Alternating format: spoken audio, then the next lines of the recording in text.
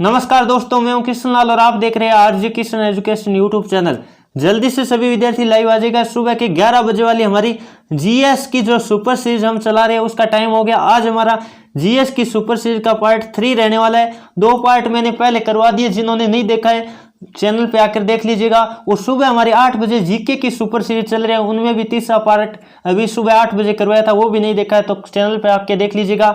Army special bench हमने चला रखा है, जिनका आगामी आर्मी का पेपर है उन सभी के लिए हम 30 प्रैक्टिस सेट आपको करवाने के लिए बोले थे, 30 जीके के और 30 जीएस के। तो आज 30 प्रैक्टिस सेट रहेगा, बड़ा ही शानदार रहेगा। और अंत में आपको कॉमेंट करके बताना आपके कितने क्वेश्चन राइट होते हैं।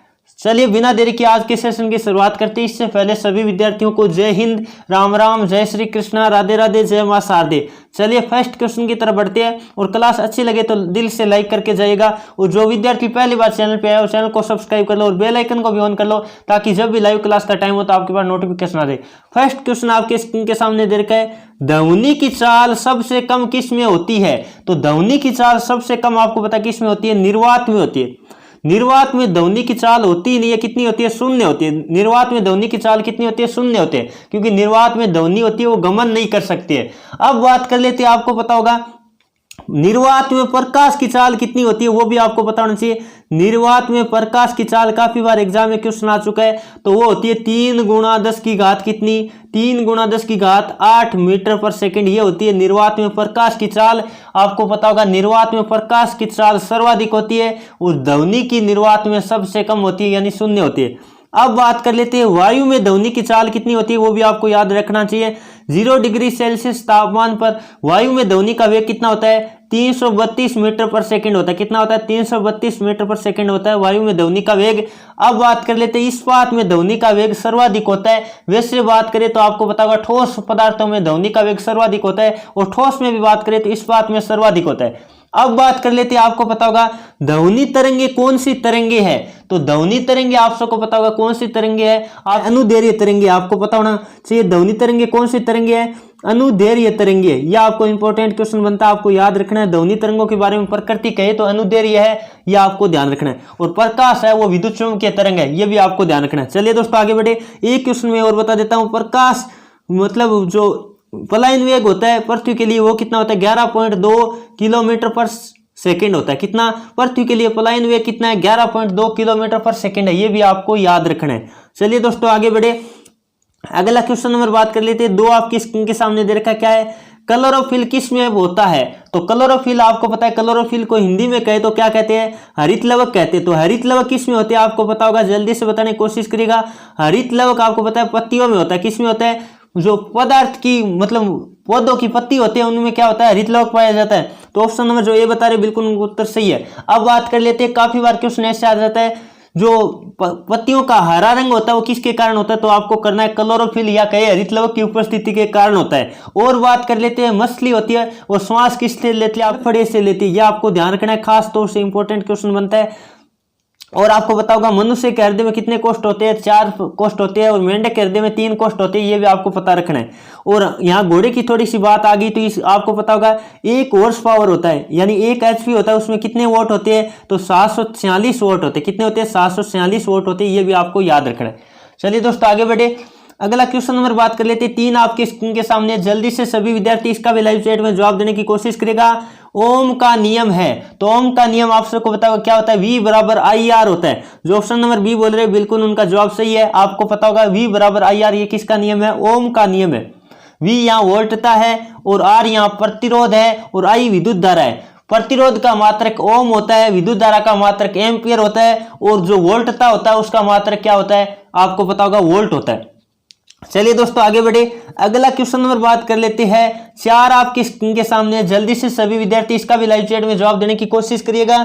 देखते कौन कौन विद्यार्थी इसका सही जवाब दे पाते। क्या है?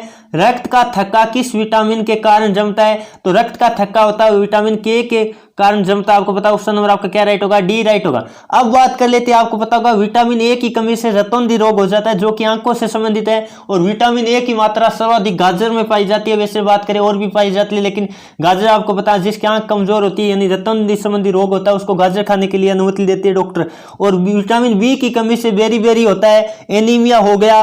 और जो मंद बुद्धि से संबंधित रोग है वो विटामिन किसकी, बी की कमी से होते हैं। और विटामिन सी की कमी से स्कर्वी जैसे रोग होते हैं जिनमें मसूड़ों में खून आना, इस तरह की बीमारी होती है। और विटामिन सी का सर्वाधिक स्रोत की बात करें तो वो पाए जाते हैं खट्टे फल हो गए, जैसे कोई भी आंवला हो गया, संतरे हो गया, इनमें क्या पाया जाता है, विटामिन सी पाया जाता है। आगे बात कर लेते हैं, अगले क्वेश्चन की तरफ बढ़ते हैं। अगला क्वेश्चन नंबर 5 आपके स्क्रीन के सामने, जल्दी से सभी विद्यार्थी इसका भी लाइव चैट में जवाब देने की कोशिश करिएगा। क्या दे रखा है, 5 नंबर, बल्ब का तंतु, बल्ब का फिलामेंट होता है वो किसका बना होता है, जल्दी से बताने की कोशिश करिएगा। तो आप सबको पता होगा बल्ब का तंतु बना होता है किसका होता है, टंगस्टन का होता है। जो ऑप्शन नंबर सी बोल रहे हैं बिल्कुल उनका उत्तर सही है। अब बात कर लेते हैं, पीतल एक क्या है, मिश्र धातु है, जिसमें हम बात कर लेते हैं कौन कौन होता है, तांबा होता है, कौन होता है, तांबा। अब बात कर लेते हैं पीतल किन किन का मिश्र धातु है, तांबा प्लस जिंक, किसका, तांबा और जिंक का मिश्र धातु क्या कहलाता है, पीतल कहलाता है। तांबे का प्रतीक Cu होता है और जिंक का प्रतीक Zn होता है। तो ये आपको ध्यान रखना है, खास तौर से काफी बार एग्जाम में आ चुका है। लोहा आपको पता है, लोहा यानी Fe इसका प्रतीक होता है, क्या होता है, Fe। और लोहे पर जंग लगना आपको पता है रासायनिक अभिक्रिया है। सोडियम का प्रतीक क्या होता है, Na होता है, जो कि आपको पता है केरोसिन तेल में डुबो कर रखा जाता है, क्योंकि ये वायु की परिस्थिति में क्या पकड़ लेता है, आग पकड़ लेता है। ये भी आपको ध्यान रखना है। सोडियम है, वह लिथियम है और पोटेशियम है, वो मुलायम धातु भी कहा जाता है जिन्हें चाकू से काटा जा सकता है। चलिए दोस्तों अगला क्वेश्चन नंबर बात कर लेते हैं। अच्छा, आपके स्क्रीन के सामने, जल्दी से सभी विद्यार्थी इसका भी लाइव चैट में जवाब देने की कोशिश करिएगा। देखते कौन कौन विद्यार्थी इसका सही जवाब दे पाते हैं। बल्ब का आविष्कार किसने किया था, जल्दी से बताने की कोशिश करिएगा। तो बल्ब का आविष्कार किसने किया था, आप सबको पता होगा बल्ब का आविष्कार किया था एडिसन ने। ये क्वेश्चन आर्मी बीकानेर भर्ती 2018 में आया था। बल्ब का आविष्कार किसने किया था, एडिसन ने किया था। आपको पता होगा गुरुत्वाकर्षण की खोज किसने की थी, न्यूटन ने की थी। किसने की थी, न्यूटन ने की थी। यह भी आपको ध्यान रखना है। और रदरफोर्ड आपको पता होगा, यहाँ थॉमसन रदरफोर्ड के बारे में थोड़ा सा बात कर लेते हैं। आपको पता है एक ट्रिक मैंने बता रखा है, ईंट पगनाच या परनाच भी लिख सकते हो, परनाच। तो आपको यहां से एक ट्रिक के माध्यम से मैं बताना चाहूंगा। ईंट का मतलब हो गया, इलेक्ट्रॉन की खोज किसने की थी, थॉमसन ने की थी। इलेक्ट्रॉन की खोज किसने की थी, थॉमसन ने की थी। और आगे है पर का मतलब हो गया, प्रोटॉन की खोज रदरफोर्ड ने की थी। और कई जगह आप पग लिख भी सकते हैं, प्रोटॉन की खोज गोल्डस्टाइन ने की थी। ये भी आप ध्यान रखिएगा, कई बार रदरफोर्ड करते हैं और कई बार गोल्डस्टाइन करते हैं। प्रोटॉन की दोनों आपको ध्यान रखना, दोनों में से ऑप्शन में आपको एक मिलेगा। और नाच यानी न्यूट्रॉन की खोज चैडविक ने की थी। किसने। चलिए दोस्तों आगे बढ़े, अगला क्वेश्चन नंबर बात कर लेते हैं। 7 आपकी स्क्रीन के सामने, जल्दी से सभी विद्यार्थी इसका भी लाइव चैट में जवाब देने की कोशिश करेगा।